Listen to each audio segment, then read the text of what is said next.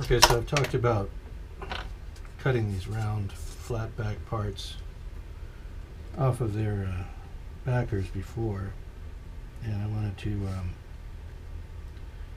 show you how that goes. So I've already drawn the ink line, so now I'm just going to hold the point onto that line and turn the part, and this way I'm not pulling the blade out and putting it back in as you do when you cut it the other way. Hold the part steady and drag the blade around. You're constantly having to lift and replace the point of the blade into that mark, and you can lose it and end up with a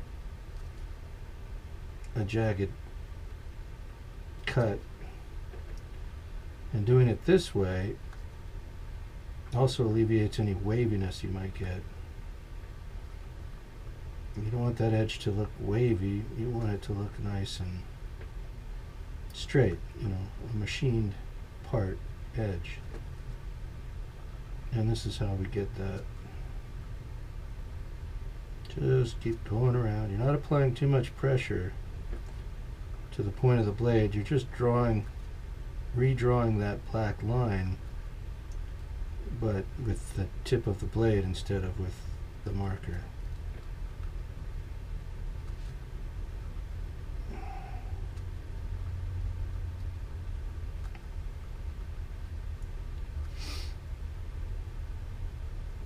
We're starting to get close here, I think, to the breakthrough. There it is. When that happens, when you feel the tip of the blade finally piercing the plastic, you just want to ease up a little bit on your pressure. You might even pop the blade out, just reset it in the groove, just to alleviate that pressure. You don't want a sudden forward snapping energy of the cut to go into the, that would be an uncontrolled sort of a burst cut, and you don't want that, because that could go anywhere. Alright, we're really getting through it here. So, and I've already done about 10 turns before I switch the camera on. So now we can just kind of pop it back a little bit. You can see how that just comes free for the most part. You might have to, when it stops doing that, return to that black line. Look for the groove that you've cut. You can see we got a little wayward there somehow, but that's alright. Sandpaper will take care of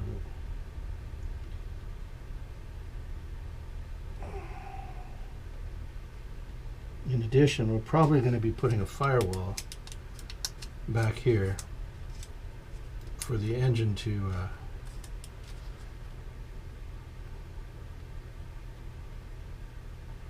sit on.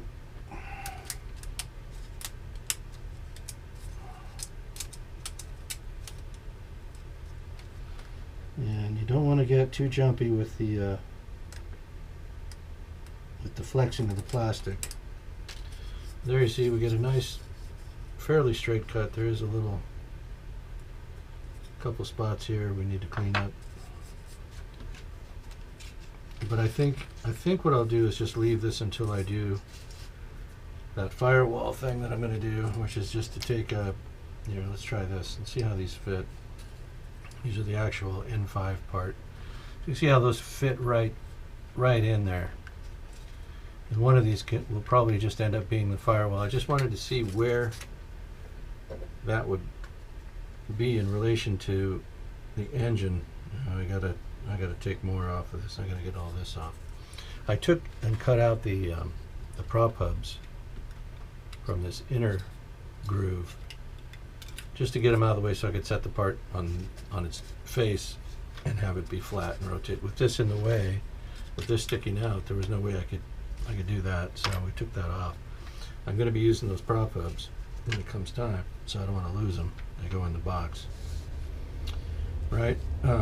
So what I'll end up doing here probably is just hogging this opening out, keeping it centered. It is in the middle of this part, and that's where it needs to be, as this is in the center of the engine. And hopefully we'll get it hogged out to the point where this will fit right inside of it. And we can set that depth just where we want it. It may be all the way against the cylinder, the rear cylinders, or it may have a standoff to it. I don't know until I can get a look at it with the cowling from inside the cowling. So this part's going to be a little tricky. I need to get to the inside edge of this line. I don't want to be out here necessarily. If I'm dead center on the blue line, I'm going to need, you know, I'm expecting the cut to be a little wavy, which means I'll probably have to, you know, take sandpaper and carefully shape this to make it as roundish as I can. But this is a tricky cut, no matter how you slice it. Sorry, this is a tricky cut, no matter how you dice it, no matter how you slice it. This is a tricky cut right here, because it's inside of the part. I don't know that I can be out here with the blade. I think I need to be in here. But I can already tell this is going to be zero fun. Yeah, I don't even know. There's an inner groove that's not even where my blue line is. Let me see if I can clarify this thing. I think the way, there it is. Wow, that's tricky. Okay, so again, we're going to hold the pen and turn the part to try to stay in that proper groove. The pen keeps wanting to come up. Keeps wanting to come up because of the shape, the conical nature of that feature of the...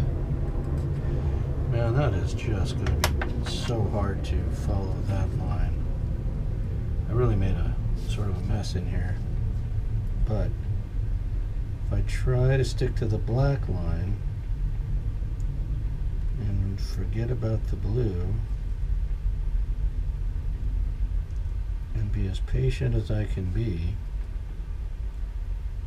and rub a bunch of chicken bones together and chant backwards in Latin while juggling a flaming chainsaw,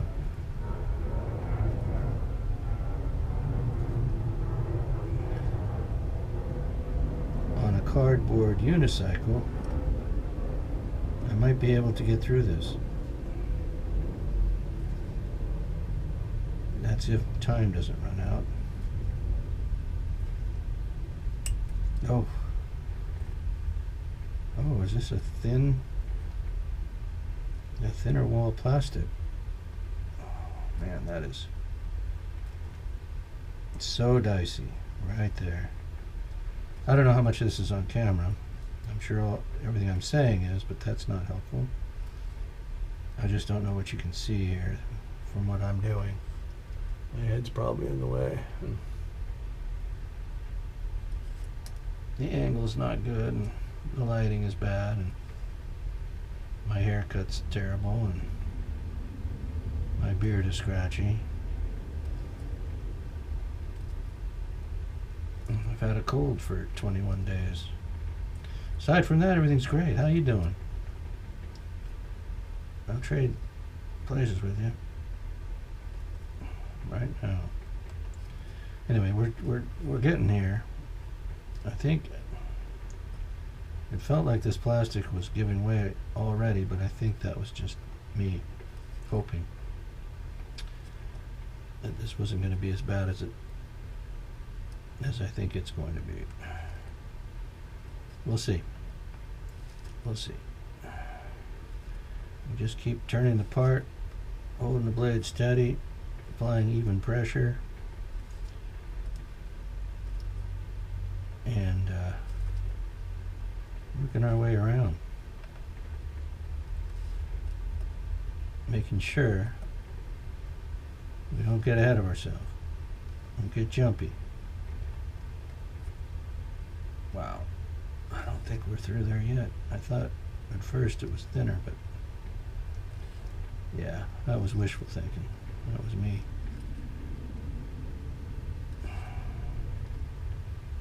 Telling myself it's not as hard as it seems. Okay, what do we got? What's happening? What in the world is going on? Alright, so I did the thing I don't want to do, which is I took the blade out, but I think I found the groove right away. Get right back in here and keep going.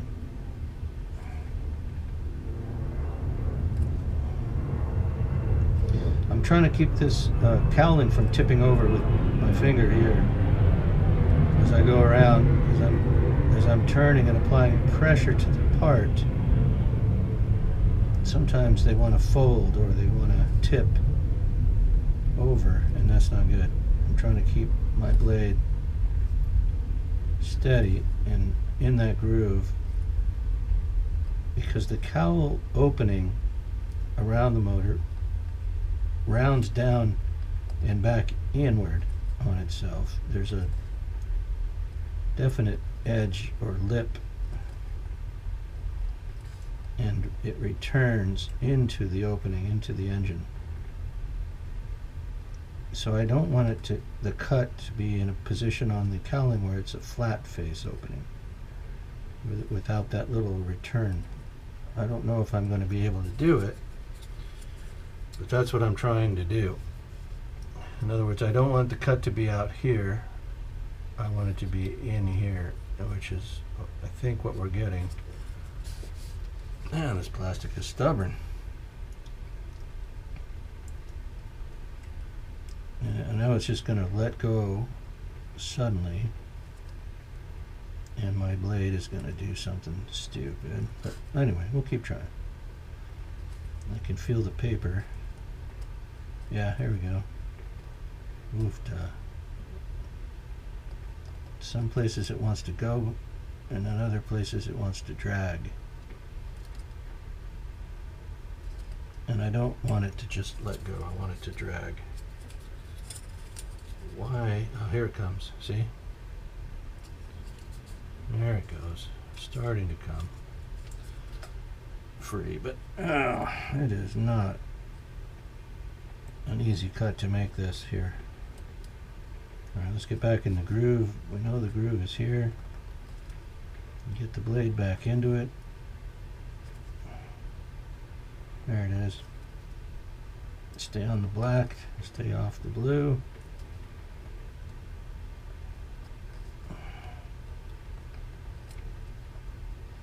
I'm getting there. Wow. Tough plastic. Oh gosh. What do we have? A little bit, and then a catch. So there's just this little piece right here. Let's get back in the groove. Where are you? Right there. Carry on around through the part that's still connected. Don't snap the cut. Let the blade do the work. There we go. Oofta.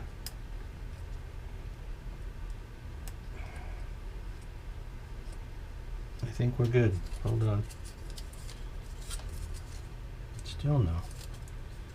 Still quite a bit of it is captured, but I'm on the edge where I want to be. So that's good. I am going to have to do a little sanding to round that up. Make sure that it's a nice... Come on. Okay, turn. Turn the part, hold it down. Keep the blade steady. Oofta. Not really good there. Here we go. Nope, not that. Okay, let's see. Pretty good. Let's see, here it comes. Got it. So you see how the cowling rounds back toward onto itself a little bit. Not quite as much as it might, as I might like, but as good as it can get, because this is how it was molded. I'm going to use this 100 grit sandpaper. And normally I'd wrap this around a dowel. Let's see. I know I've got a dowel. When did I do that? Where are you dowels? Where's my bucket of dowels? Uh-oh. There it is. Alright, let's get this up here. So I bought this. This is really helpful. I don't know if you guys... This comes from, I don't know where. Hardwood dowels. Whole bunch of different diameters. This has been so helpful on these balsa kits, I can't even tell you. I don't know that I want one this long. Here we go. Just the thing. This might work. Let's see. It's got this thread on it. Well, some days you just can't get where you want to be. Let's see what I can do with this. I'm going to use good scissors. We'll use the crap scissors. Here's what we're going to do. See? I'm going to cut that. Wrap it around here.